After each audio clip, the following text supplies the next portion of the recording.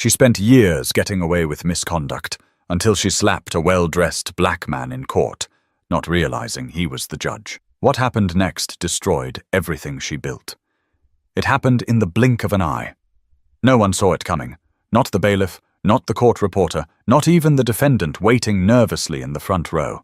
Officer Tiffany Rourke had just entered courtroom 2B inside the Franklin County Courthouse in Missouri. Her uniform was pristine, her jaw clenched like always.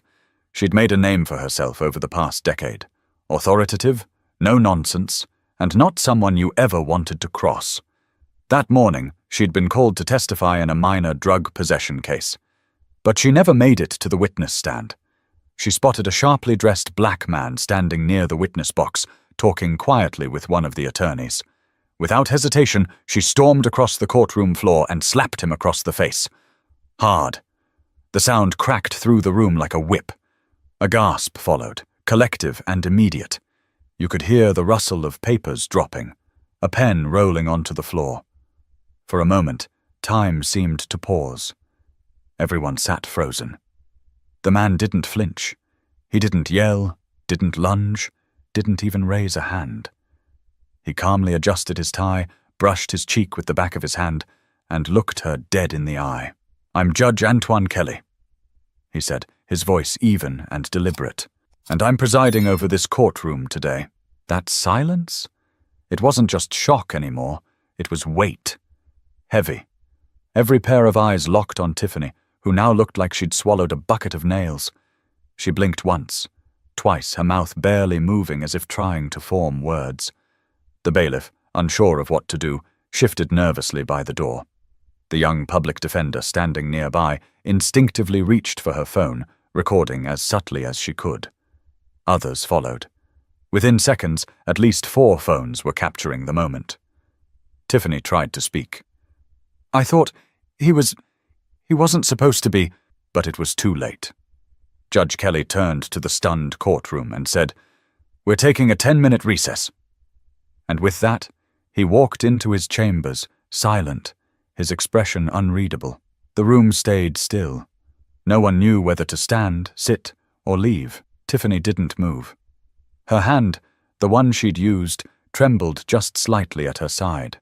The prosecutor leaned toward her and whispered, "You just assaulted a judge." Tiffany stared at him, pale and blinking rapidly, like someone had pulled the floor from under her. Word traveled fast.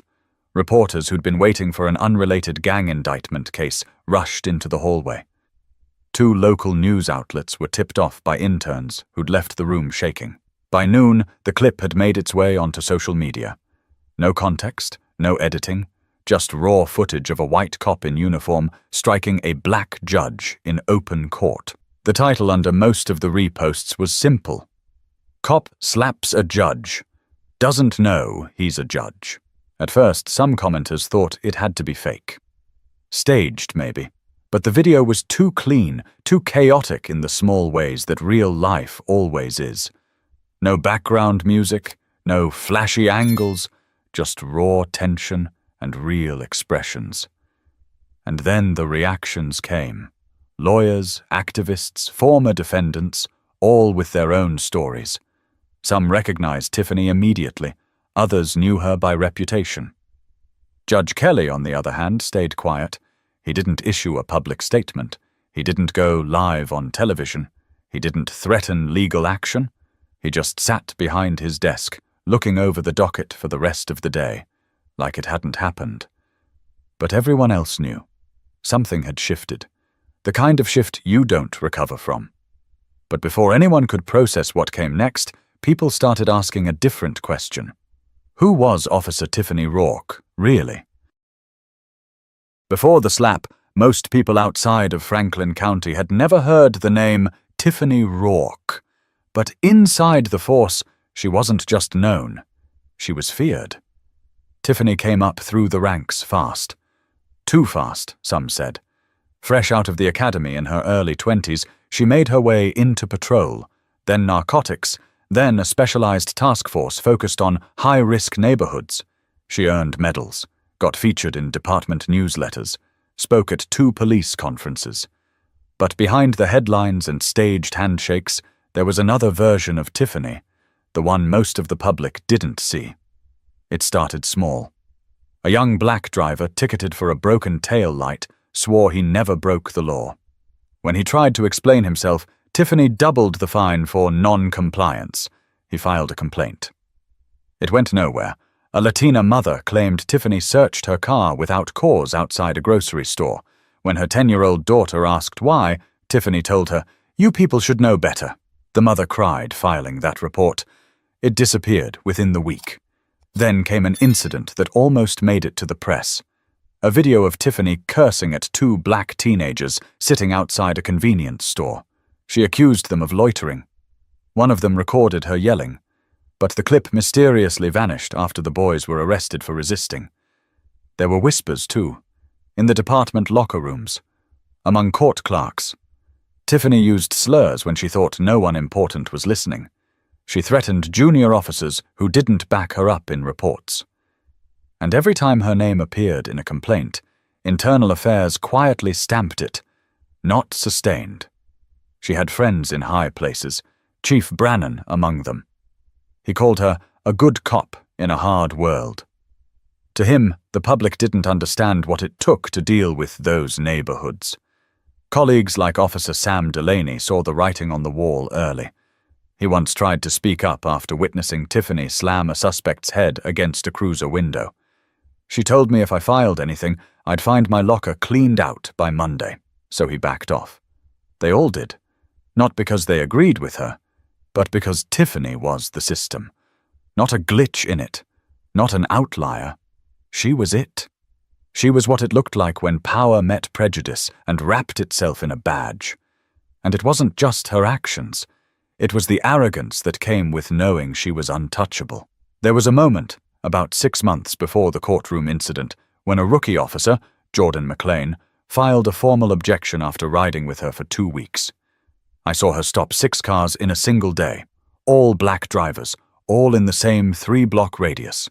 Not one ticket was justified. He wrote in the internal log. McLean was transferred to desk duty 2 weeks later. Tiffany got a commendation. The problem wasn't just Tiffany. It was the fact that people let her thrive, that her rise through the department wasn't despite her behavior, it was because of it. But there were cracks forming long before she struck Judge Kelly. Old complaints started quietly resurfacing. Internal Affairs had changed leadership, and new city council members weren't as eager to sweep things away. Still, Tiffany didn't adjust. If anything, she doubled down. She called the changes political games and told colleagues at a precinct BBQ, "They can't touch me. I've got more dirt on half this department than they do on me." She didn't know it yet, but that wasn't power. That was a timer, and it was already ticking. But when she struck that slap in court, on the wrong man in the worst possible place, that timer hit 0, and the whole machine she'd relied on began to sputter.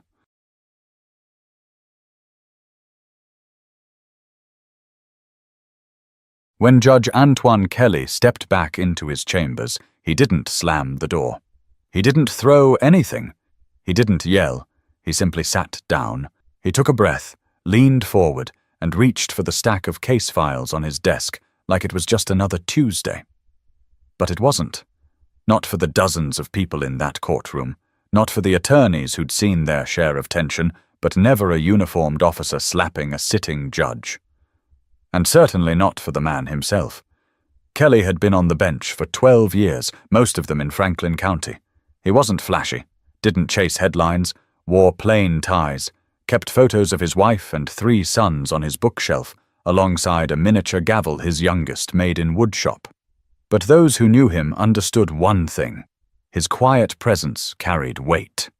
He'd grown up in St. Peters, Missouri, first in his family to go to college, then law school.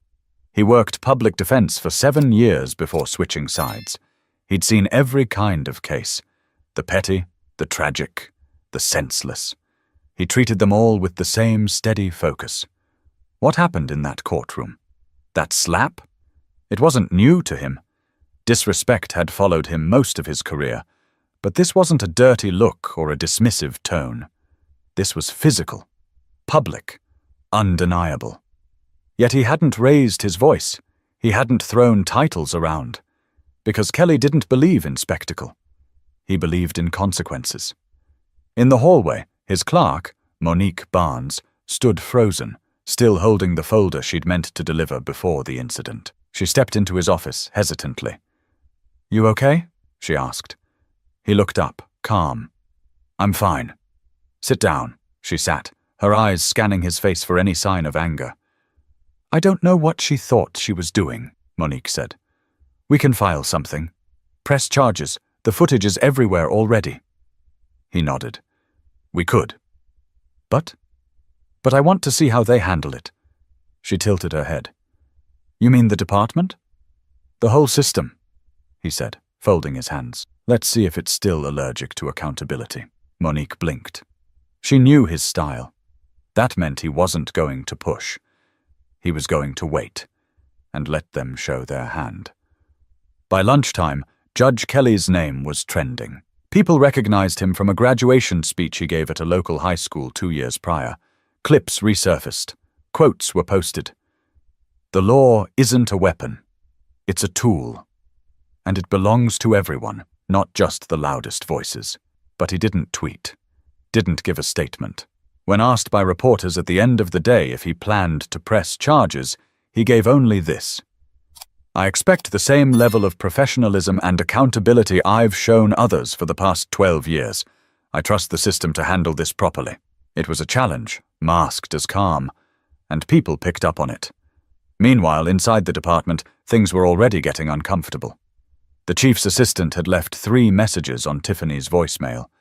Legal counsel for the county sent a quiet inquiry to HR. And at least 2 junior officers had called in sick, not wanting to be pulled into the storm brewing. Still, Kelly didn't push, because he didn't have to. The footage spoke louder than anything he could say. At home that night, his wife, Nadine, sat beside him on the couch, holding his hand. "You should have let them escort her out in cuffs," she said quietly. "I wanted to," he admitted. "But you didn't, because it wouldn't fix anything," she sighed. "You think this time will be different?" He looked down at their interlocked fingers. "I think this time she picked the wrong man in the wrong place at the exact right moment." But if Tiffany thought silence meant surrender, she was about to learn just how loud dignity could become when the country was finally watching.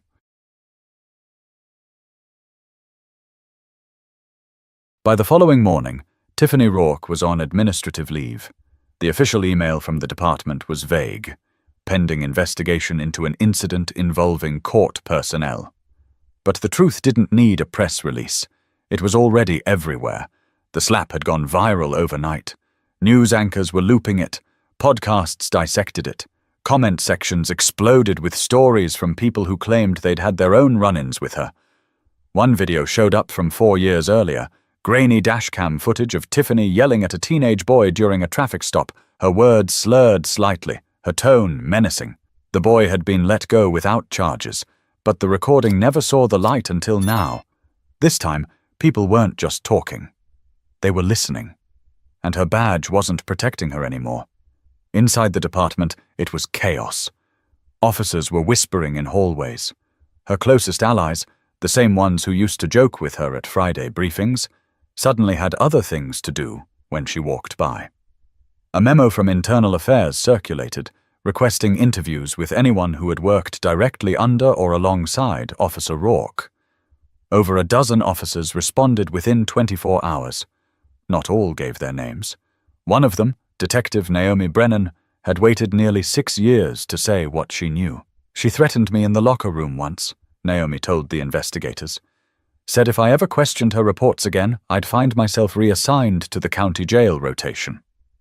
Another, a former cadet now working patrol, described a time when Tiffany planted a flashlight under a suspect's seat just to justify a search. "She called it insurance," he said. "Said no one would ever check her footage." The floodgates were open now. It was no longer just about the slap. That was the spark. What followed was years of smoke finally catching flame. Internal Affairs began pulling her old reports, comparing them. Patterns emerged: disproportionate stops, vague justifications, repeat complainants. Meanwhile, Tiffany tried to control the narrative. She reached out to a local conservative talk show host, gave a shaky phone interview, claiming the judge had looked threatening and made a sudden move. It didn't land. Even her usual defenders paused. You could almost hear the PR walls cracking when the host cut the segment short, saying, "We'll wait for more facts before jumping to conclusions." Then came the email from her union lawyer. "Due to a conflict of interest, I can no longer represent you in this matter." Translation: "You're radioactive." Her inbox overflowed. Reporters called. Friends stopped answering. Even her daughter, 19-year-old Avery, a college freshman, left a single-line text. "Why would you do that, Mom?" Tiffany sat in her kitchen, the once proud medals from her service displayed above the fridge. They looked different now, heavier, like they didn't belong to her anymore. She still believed she hadn't done anything wrong. Not really. "He looked like a perp," she muttered, alone at her kitchen table. "He shouldn't have been standing there, dressed like that, talking like he ran the place." But deep down, she knew. This wasn't about what Judge Kelly wore, or where he stood. It was about her impulse, the one she never questioned, the one that had gotten her promotions, respect, and fear, but never accountability. And now that impulse had turned into a wrecking ball. 2 days after the incident, the Franklin County Police Department held a press conference. For the first time in 15 years, the chief was flanked by legal counsel. "We do not condone Officer Rourke's actions in the courtroom. An internal investigation is ongoing. We take this matter very seriously." He didn't call her a good cop. He didn't say she'd served with distinction. He didn't say anything that sounded like protection. Just facts, cold and distancing. Tiffany watched the press conference on her living room TV the same way everyone else did. But if she thought the silence from her peers was the worst of it, she was about to find out what happens when the entire structure she leaned on starts pulling away one brick at a time. Tiffany used to walk through the department like she owned it. Not anymore. The few who still made eye contact did so quickly, nervously, like they didn't want to be seen near her. Her once iron grip on the precinct was gone, and in its place was a kind of awkward vacancy, like someone had taken down a crooked portrait, but the nail was still stuck in the wall. The administrative leave dragged on. No paycheck, no badge, no answers, just waiting. At home, her world was shrinking fast. Her daughter, Avery, hadn't returned any texts, not since the night of the incident. They'd never been close, not really. Tiffany had raised her with rules, not warmth. But now, the silence stung in a different way. She tried calling once more. "This is your mom. Please, just talk to me." The line went dead after the first ring. Tiffany stared at her phone for a long time before placing it face down. She'd spent so long thinking she was the one in control, that people's fear meant respect, that those internal complaints were just noise from people who didn't understand the job. But now, sitting at her kitchen table, blinds half closed to avoid the camera van across the street, all she had was time and silence. She hadn't been charged, yet, but the department wasn't shielding her anymore. The union had gone quiet, the lawyers stopped replying, and in the background more accusations rolled in. A civil rights watchdog group filed a petition requesting an independent review of every case she'd touched in the last 5 years. One by one, names came forward. Former suspects, former officers, even a retired judge who recalled Tiffany screaming at a defendant mid-trial, something he'd written off at the time as stress. She went online to read the comments, just to see. "Rourke is exactly why we need reform. This woman thought she was above the law. She messed with the wrong judge. Thank God." And then the worst ones, from people who claimed to be her friends. "I always had a weird feeling about her. She was always too aggressive. I remember once she laughed after making a kid cry in an interrogation room. That stuck with me. It wasn't betrayal. It was erasure. Like she'd never belonged to them at all." Her voicemail was full. Reporters, civil attorneys, even one woman from a documentary company asking if Tiffany would be willing to share her side of the story. She didn't return the call. The only place she felt somewhat safe was her garage. Sitting in the car, engine off, doors locked. She'd spend hours in there, going through the motions, replaying old cases in her head, telling herself none of this would be happening if that judge had just stepped aside, if he hadn't been trying to make a scene. But no matter how many ways she twisted it, she couldn't change what happened. She slapped a man in open court, a man who wasn't a threat, who wasn't a suspect, who was a sitting judge, and the whole country saw it. One afternoon, her neighbor, Mrs. Beasley, who used to wave at her during morning jogs, walked past with her dog and didn't even glance in Tiffany's direction. That tiny moment hit harder than she expected. The quiet erasure, the polite rejection. It felt worse than the headlines, because headlines fade. But being left behind? That lingers. Later that night, Tiffany scrolled through an old precinct photo on her phone, a group of them standing in front of the department sign. She zoomed in on herself, sunglasses, smirking, hand on her hip. She'd thought she looked powerful then. Now all she saw was arrogance. But just when she thought her fall had reached the bottom, a letter arrived, summoning her to a public hearing that would bring everything into the open and force her to face the one man who never raised his voice but had already dismantled her legacy. The public hearing was scheduled for a Thursday morning at 9:30 a.m. inside the Franklin County Municipal Assembly Hall. The location alone was enough to signal this wasn't going to be a quiet, behind-the-doors review. This was going to be seen. By the time Tiffany arrived, wearing a plain black suit, no badge, no weapon, the room was already 3/4 full. Journalists lined the back wall, audio gear clipped to their belts. Rows of folding chairs groaned under the weight of residents, activists, and legal observers. In the second row, behind a line of junior prosecutors, sat Judge Antoine Kelly. No robe, just a dark grey suit, calm eyes, and a legal pad resting on his knee. He didn't look angry. He didn't look satisfied either. He looked like someone who had shown up for work, like he was there to witness, not to retaliate. Tiffany's lawyer, a new one, a fresh-faced public defender who'd taken her case reluctantly, stood beside her, whispering instructions she didn't really hear. Across from them, the Civilian Review Board sat in a long arc of plastic nameplates and stern expressions. A retired detective, a former public defender, a local pastor, a community organizer, a judge from another county. This wasn't a courtroom, but it might as well have been. The chairwoman, Ms. Loretta Vaughan, began the session promptly. She had a voice that cut through the noise like a scalpel. This hearing is not a trial. It is a public examination of Officer Tiffany Rourke's conduct, both recent and historic, as it pertains to her ability to continue serving in law enforcement.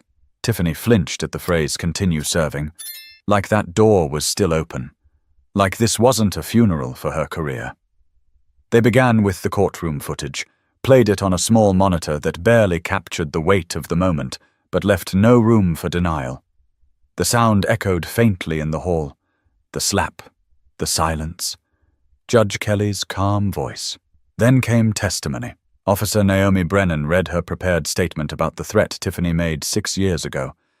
Her voice was steady but cold. Next, 2 former arrestees stepped forward, both of them describing how Tiffany's name showed up in their paperwork despite not being on the scene. She'd signed off on their arrests without explanation, one witness after another, all while Tiffany sat motionless, eyes locked ahead, refusing to show reaction. Then, near the end of the session, the chairwoman called Judge Kelly to the microphone. He didn't bring his legal pad. He didn't bring notes. Just stood, buttoned his jacket, and spoke. "I won't waste this board's time recapping what we all saw. That's already public record." He began. "What I want to address is what comes after accountability, because that's where the real work begins." He paused. A few pens scratched against paper. "I've served this county for over a decade. I've seen people do reckless things out of fear. I've seen people lash out because they felt small. But what happened that day in my courtroom wasn't fear. It wasn't a mistake.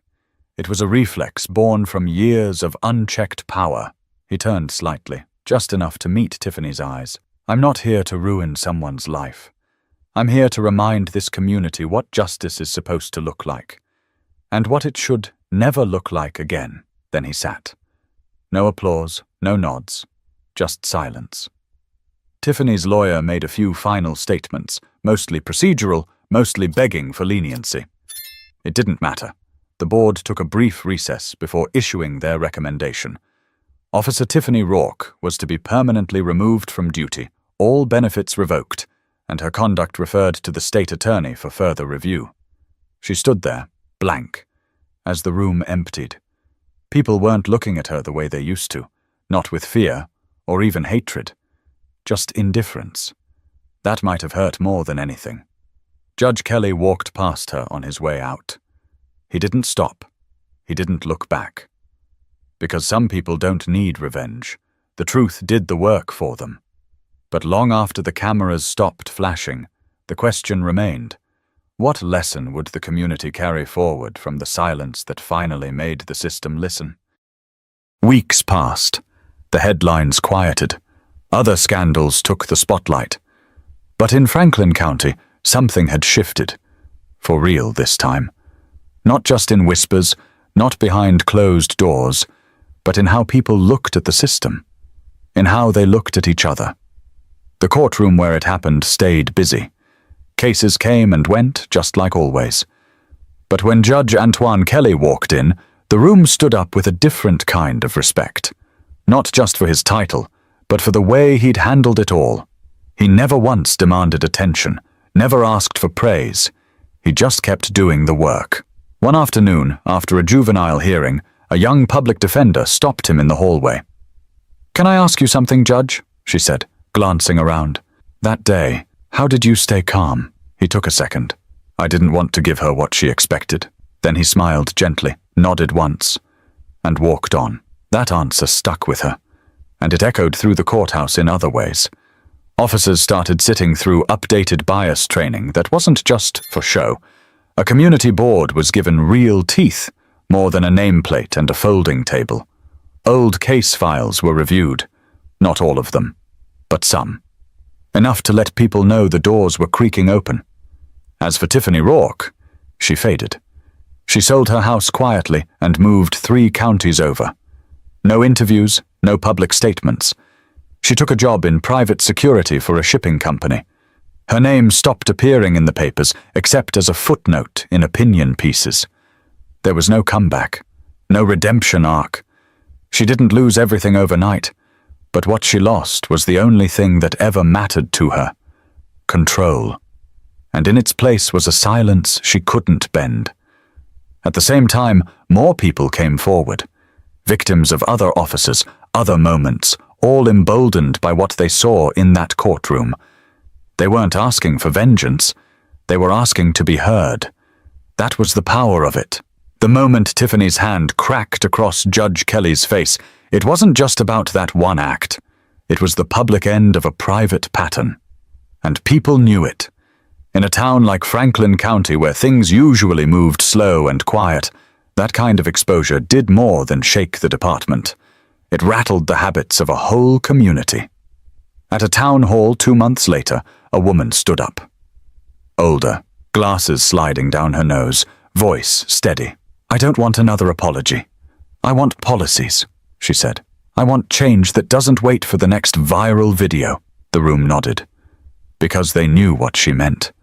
Because this time, they had seen what happens when someone thinks their badge is a shield from consequences. And the truth walks into the room wearing a suit and saying, "I'm the judge today." This wasn't a Hollywood story.